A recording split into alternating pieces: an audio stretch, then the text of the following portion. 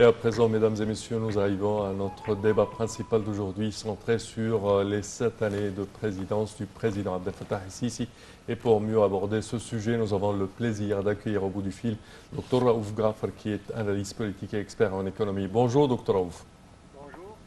Alors, si on parle de ces 7 années du président Abdel Fattah el-Sisi, sa présidence, on parle de plusieurs projets de rénovation même de l'infrastructure de l'Égypte tout entière, que ce soit routière, que ce soit de l'infrastructure industrielle, que ce soit même maritime. On parle de plusieurs méga-projets, une multitude même de méga-projets qui sont en cours ou qui ont été accomplis au cours des dernières années. Si vous pouvez nous élucider là-dessus. Oui, si vous voulez concentrer sur les méga-projets, Oui. On parle premièrement du plus grand défi, énergie. Oui. Appelions, à l'époque, il y avait des pannes d'électricité à n'en plus finir et la production de l'électricité ne suffisait pas du tout. Oui. Premier grand projet, c'est de transformer l'Égypte d'un pays qui n'a pas d'électricité suffisante à un pays qui est exportateur. Donc ça, c'est une première chose. La seconde chose, c'est les réseaux routiers. On a construit plus de 5, 6, peut-être plus, 1000 de kilomètres de réseaux routiers qui sont faits impeccablement selon les spécifications et les normes internationales. Donc ça, c'est encore un autre méga projet qui a été réalisé non seulement impeccablement, mais dans un temps record. Troisièmement, sur le plan agriculture, on a augmenté notre production agricole et agraire, on a augmenté notre exportation, justement, et on a commencé à, disons, augmenter la superficie et réclamer des nouvelles terres pour augmenter un peu le nombre de faitans qui sont cultivables. Ça, c'est en troisième lieu. Après ça, si on parle d'autre chose, on doit parler encore du système d'irrigation qui a complètement changé, qui est en train de changer, des systèmes, disons, anciens systèmes d'inondation, etc., un système nouveau qui économise sur le plan consommation d'eau, etc. Ça encore, c'est un méga projet. C'est-à-dire, ça m'échappe, mais je veux dire qu'il y a eu tellement de méga projets. Il suffit de mentionner, par exemple, la transformation de bidonvilles en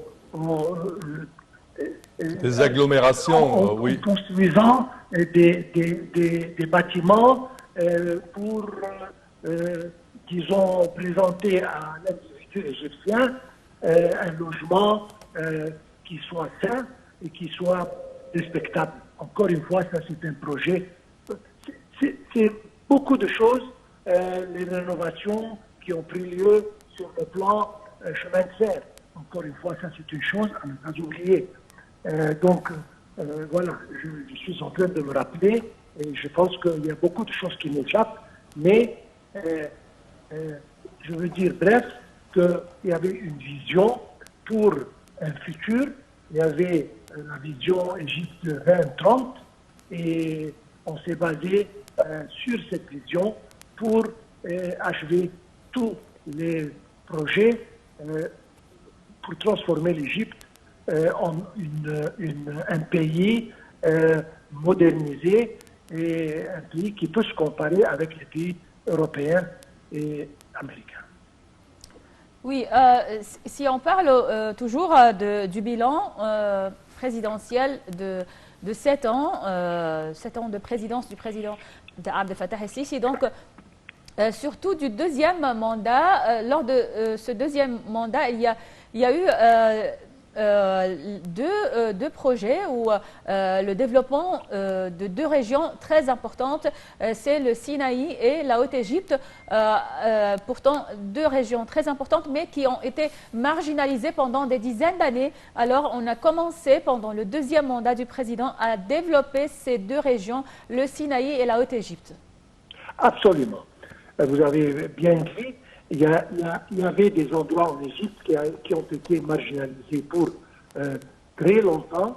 On a commencé à les développer et je veux dire, après les réformes économiques, donc la vision du président était envers l'individu égyptien pour lui offrir une vie décente, justement. Et l'initiative de la vie décente, ça avait affaire à moderniser et la transformation complète de plus de 1500 villages très bien choisis dans les gouvernorats les plus marginalisés, les plus pauvres, si je dis. Et donc ça, c'est encore une chose exceptionnelle.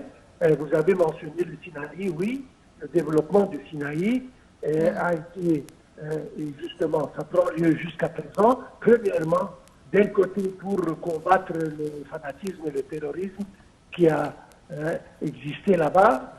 Grâce à Dieu, ça a presque complètement cessé. Et pour donner à nos frères, les habitants du Sinaï, des possibilités de travail, etc., etc. Donc, encore une fois, ces deux régions ont joui d'une importance extrême dans la modernisation de l'Égypte. Oui.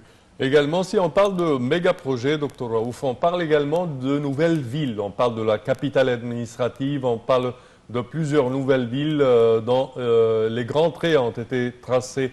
Non seulement des grandes villes, mais des villes intelligentes, comme on appelle ça. Donc, ce sont des villes qui sont construites selon les normes les plus avancées. Sur le plan technologie, sur le plan communication, sur le plan même bâtiment. Nous avons une tour avec une hauteur, je pense, la plus haute en Afrique, si je ne suis pas foutu. Oui. Mais je veux dire que un réseau d'Internet et de communication et télécommunications sont rivales.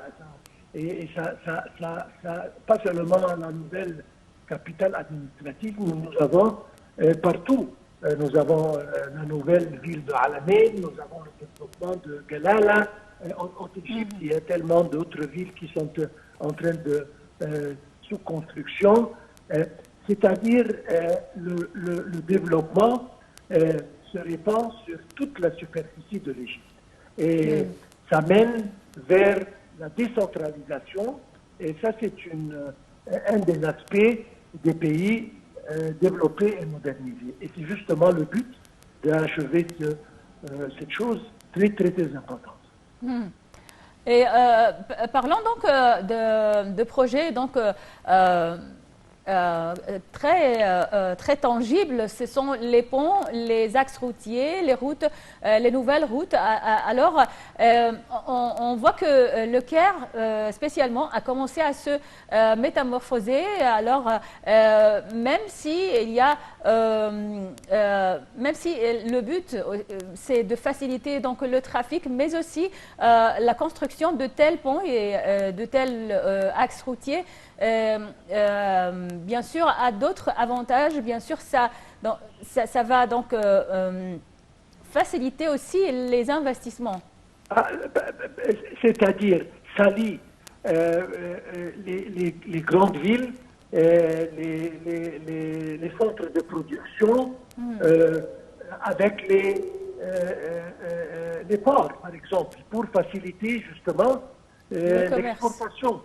Donc, c'est-à-dire, ça a un impact économique.